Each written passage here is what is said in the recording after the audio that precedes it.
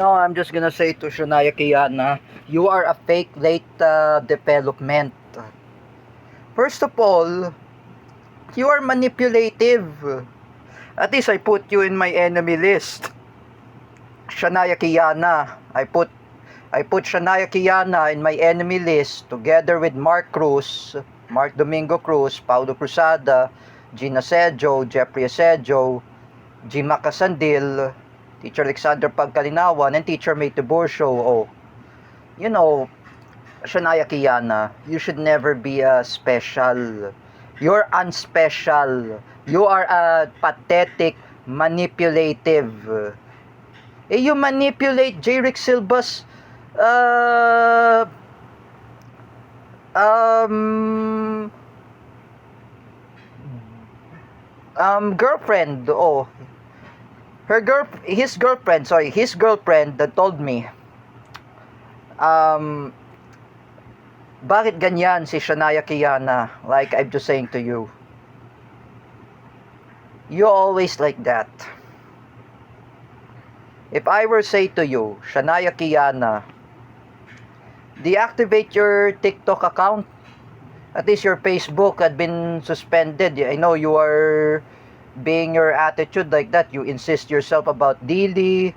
You're forcing Lily to adopt as Jerick Silva's daughter. What if I say that her parents didn't allow? Oh, you know what, Shania Kiana? We are not friends anymore. We are enemies.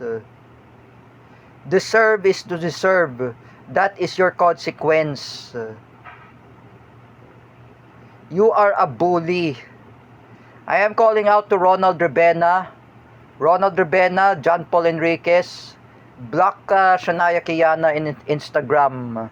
Even in TikTok. I asked Trisha Pung, block Shania Kiana.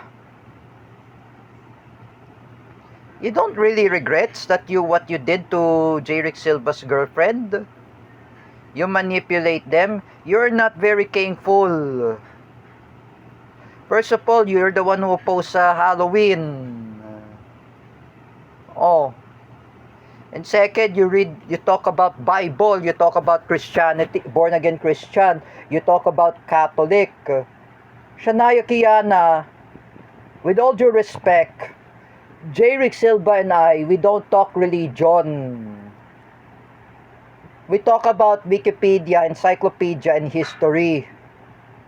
And throwback stuff. Like Ralph Macchio and Pat Morita and Michael J. Fox. Why you even talk about religion? Shania Kiana. First of all, fuck you, Shania Kiana. That's why Patrick Eason cursed you a bad word. Oh, you have no right thing to be as yourself as manipulative. You know that? You're saying about your late disability, your late development. You're a fake development. You are a fake disability. If I attack your mother, I will harass your mother, Shania Kiana.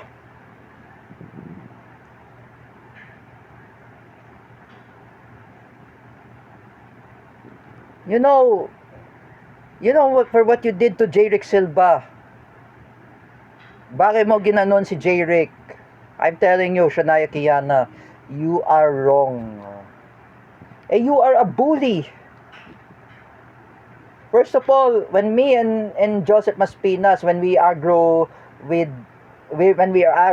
our enemies, Jima Casandil and Teacher May, nakisali ka pa, Shania Kiana. You always join in me in that stupid fight. You are fake development. You are an imbecile development. You are an abnormal. You're an abnormal, Shania Kiana. Is act yourself being normal to become talking about religion? I'm sorry for my word. I'm sorry for my word abnormal. It's really insult. You know, Shania Kiana,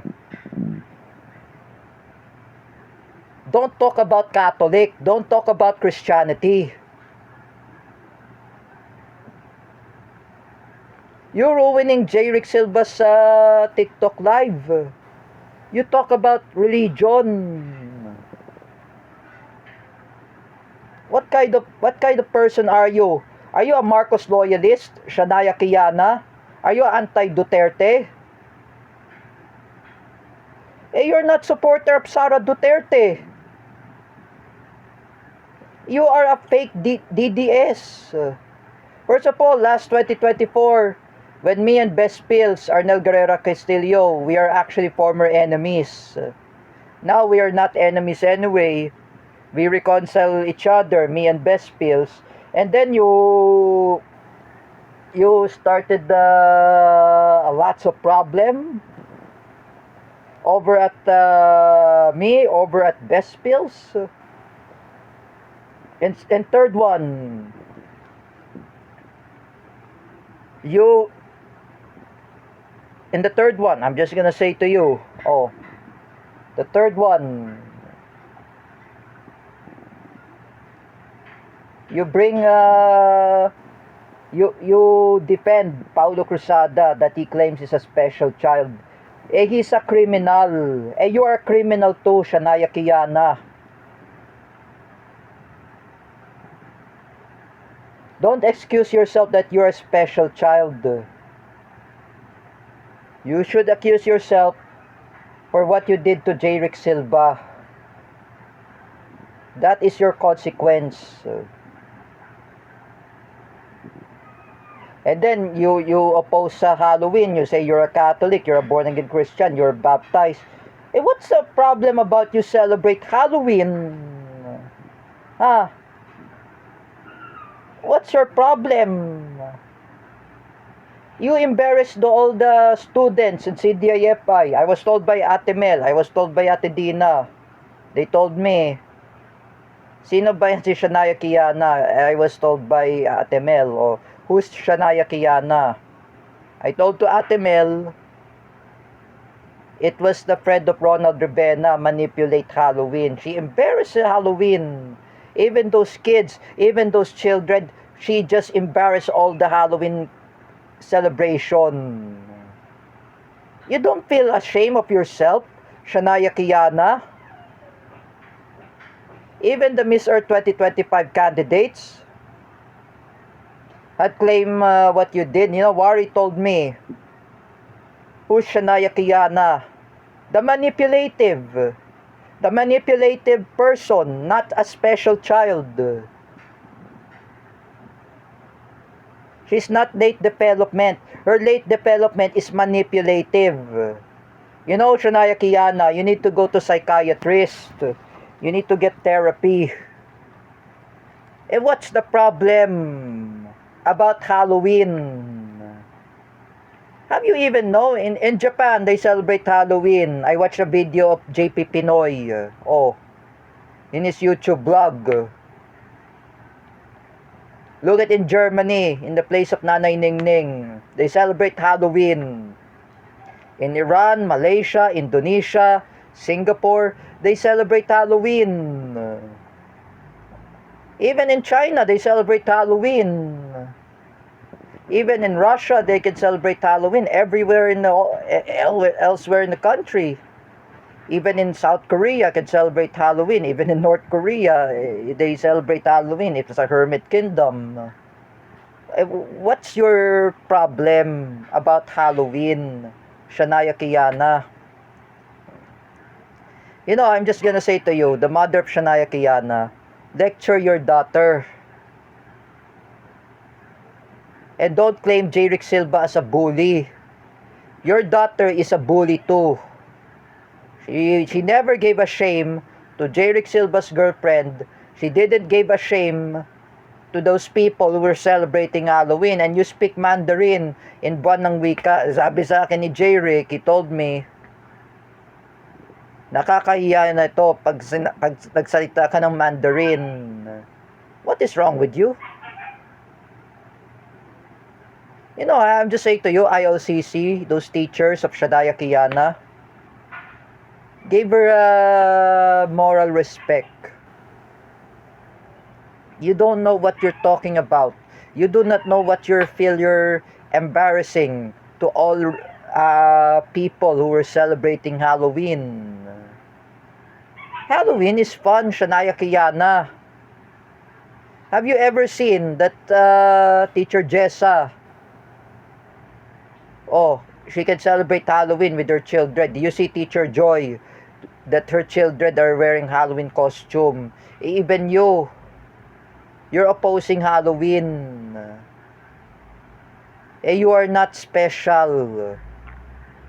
If I'm telling you Halloween it's a celebrating for everyone. In the US, like I mentioned by Teacher Gio or Teacher Kel, they said to me, we can celebrate Halloween, and Teacher Gio Malana said to me, we can celebrate Halloween, we have lots of trick or treat. Teacher Gio Malana is very happy when you see those kids are wearing Halloween costume. Do you want to even oppose Halloween? Shania Kiana, for me, it's better to you in a Halloween costume, taong grasa. You can wear a shit of the cow. Or was that the person of Vagrant, right? For Shania Kiana. You know that Halloween is fun, Shania Kiana. Do not oppose. You son of a bitch, Shania Kiana.